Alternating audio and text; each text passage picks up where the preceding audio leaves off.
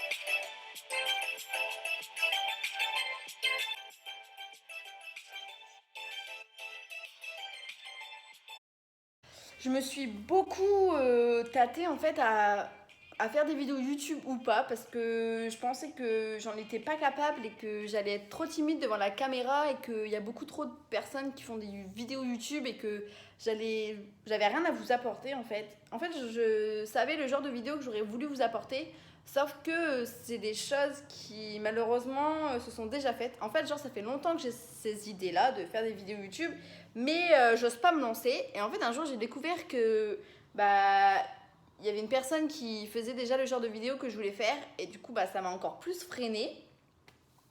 Et j'admire énormément la personne. Bah, d'ailleurs, c'est des vibrations. Voilà, je le dis. J'admire, mais j'adore cette nana que j'ai découvert il y a pas si longtemps que ça. Donc, sincèrement, je vous conseille déjà sa chaîne. Car elle aborde tous les sujets sur les TCA, sur la boulimie, l'anorexie, tout ça. Et c'est le genre de sujet sur lequel j'aimerais parler avec vous, étant donné que j'ai vécu ça dans ma vie. Et du coup, je me suis dit, non, mais si elle le fait déjà, je peux pas le faire en fait. Et bah, j'ai une amie qui m'a poussée à me lancer. Et De toute manière, on est toutes différentes avec des personnalités différentes. Du coup, bah, autant se lancer. Et de toute façon, si je partage des vidéos, ça sera avec ma personnalité. Et voilà. Donc, je pense me lancer dans des petites vidéos YouTube de temps en temps. Promis, j'essayerai d'être un petit peu plus apprêtée, quoique ça reste moi, hein, au naturel. Je suis toujours comme ça. Enfin, non, je suis pas toujours comme ça avec les cheveux gras. Hein.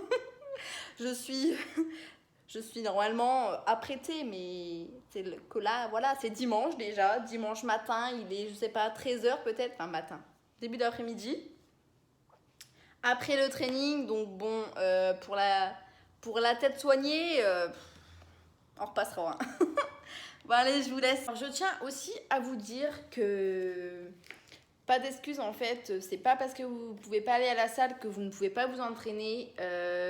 Les trainings au poids de corps, ça marche très bien. Vous faites des longues séries et croyez-moi que vous allez mourir. Ou ensuite acheter une petite ou deux kettlebells, ça vous coûte quoi? Allez, même pas 15 euros, enfin je sais pas, mais vraiment pas cher. Moi je me rappelle, j'avais acheté des kettlebells de 4 kilos à Decathlon, ça m'avait pas coûté extrêmement cher, puis au final après c'est du bon matos. Pareil, vous pouvez vous acheter un élastique.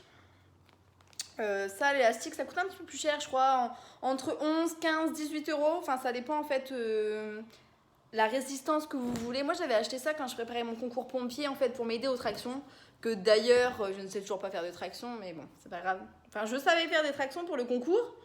Et au final, en fait, j'ai arrêté et je ne sais plus en faire. C'est génial, on adore. mais c'est pas grave.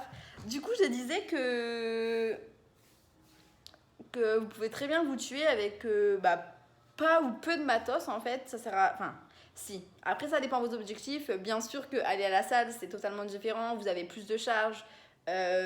Si votre objectif est de prendre du muscle, ce qui est mon cas, c'est ce qui me correspond le plus, les charges et tout. Et c'est pas à la maison que je vais pouvoir transformer mon corps, on va dire, et me surpasser en fait. Mais de temps en temps, ça suffit largement. Là, j'ai pas voulu aller à la salle parce que en fait je me suis blessée à la cheville, du coup ça me fait prendre la voiture, ça me fait marcher quand même dans la salle et tout, et je voulais reposer au maximum ma cheville, du coup j'ai dit je peux quand même m'entraîner mais à la maison parce que ça me manquait depuis mardi ou mercredi, je me suis pas entraînée et là on est dimanche, du coup voilà, et demain je reprends les trainings en salle par contre, du coup je me suis dit mais en fait non, je vais pouvoir transpirer et tout donner chez moi, du coup c'est pour ça que j'ai fait le petit training et ça fait du bien, ça décrase pour bien démarrer le dimanche, c'est nickel et après c'est chill dans le canapé toute l'après-midi. Bon allez, ciao.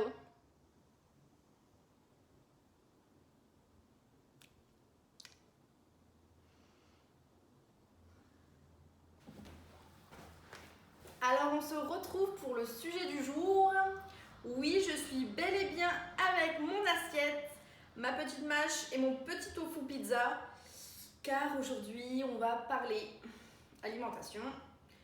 Mais surtout, crise de hyperphagie, comment s'en sortir, arrêter de tout contrôler et ne plus avoir peur de ça. Donc des glucides.